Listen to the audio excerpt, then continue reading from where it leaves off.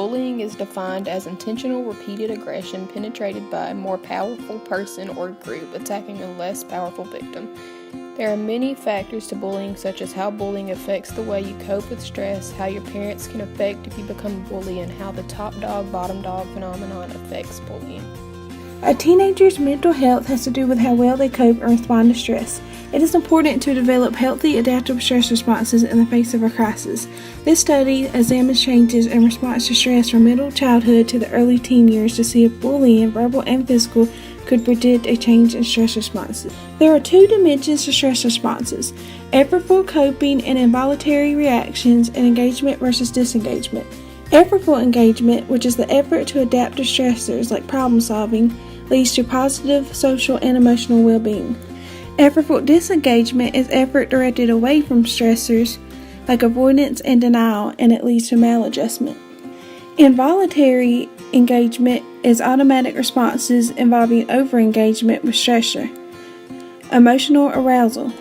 Involuntary disengagement means underengagement. This study examines if frequent exposure to bullying interferes with the development of effective stress responses. Bullying may lead to poor responses to stress because of hopelessness, self-blame, and feeling of worthless, causing no problem-solving skills used to solve stressful situations. In the long term, this causes reduced effortful engagement and more effortful disengagement and involuntary stress responses. Chronic bullying is the most dangerous, which happens in about 10 to 20% of kids, which causes academic failure and mental disorders like depression and aggression in adulthood.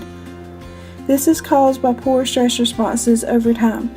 Peer stress is linked with less frequent effortful engagement, coping, and more frequent involuntary engagement. This study studies 636 children with 5 waves, 2nd, 3rd, 4th, 5th, and 6th grade. They were given a questionnaire about bullying and asked questions like, how often are you teased by another kid? They rated these questions on a 1 through 5 scale. They were given this questionnaire again every year from 2nd to 6th grade. They also checked the box on how they react when other kids are mean to them. Their responses to every category was like this: effortful engagement, I do something to try to fix the problem. Effortful disengagement, I try to believe it never happened. Involuntary engagement, I can't stop thinking what might happen. And involuntary disengagement, I just have to get away. Only in the 6th grade, boys scored higher than girls. Other than that, there are no changes in regards to gender. Although there are a lot of evidence that links stress response to physical and mental health, less is known about how responses to stress change with age and individual differences. This study showed that normative shifts reflect increase in adaptive stress responses and lower responses that harm us. It also shows bullying resulted in low levels of effortful engagement and higher levels of effective disengagement and involuntary responses in early adolescence. Victims of bullying are at risk for depression, anxiety, poor academic performance, while bullies are at risk for alcohol use, smoking, and becoming criminals as adults. The use of harsh, authoritarian parenting increases the risk of bullying in children, particularly through modeling of behaviors that lead to aggressive responses. Positive parenting behaviors such as parent-child attachment, involvement, and communication are associated with better child health outcomes.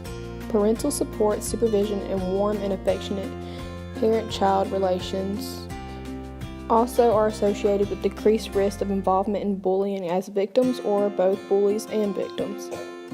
The study hypothesized that children having 2 parents with suboptimal mental health would be at the highest risk of bullying perpetration, followed by those with 1 parent with suboptimal mental health compared to those with none.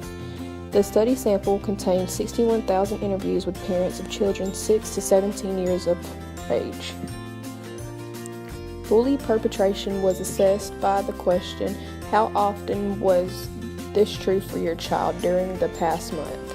Has he or she bullied or is cruel or mean to others? Response options were never, rarely, sometimes, usually, or always. The child was classified as a bully if the respondent chose sometimes, usually, or always. Another question asked is, would you say that in general the child's mother's mental or emotional health is excellent, very good, fair, or poor? Responses of fair, poor, versus good, very good, and excellent were categorized as suboptimal mental health. Study findings show that maternal mental health is associated with higher odds of bullying perpetration in children. Our study also shows that suboptimal paternal mental health is associated with bullying perpetration in children. Children with a father with fair or poor mental health had 1.5 times the odds of bullying compared with children with fathers with good, very good, excellent mental health, even after adjusting for demographic, child, and parental factors. Maternal and paternal mental health is associated with a higher likelihood of child bullying perpetration. Children with one or both parents with suboptimal mental health have a higher likelihood of bullying. Bullying intervention programs should consider evaluating the mental health of both parents of bullying children and intervening as necessary to improve parental mental health and promote positive parent-child interactions. The last factor of bullying that we want to talk about is the top dog phenomenon. Recent searches find that the grade span affects academic achievement, but only speculates about the mechanisms. In the study, they examined one commonly cited mechanism, the top dog, bottom dog phenomenon, which states that students at the top of a grade span, top dogs, have better experiences than those at the bottom, which are bottom dogs. They used a longitudinal data set containing student survey data for New York City public middle school students. The study estimates the impact of top dog and bottom dog status on bullying, safety, belonging, and academic achievement. The article shows the first evidence that the top dog status improves the learning environment and academic achievement. They also find that the top dog effect is the strongest in 6th grade and in schools with longer grade spans, and that the top dog effect is not explained by new students to a school or a student height.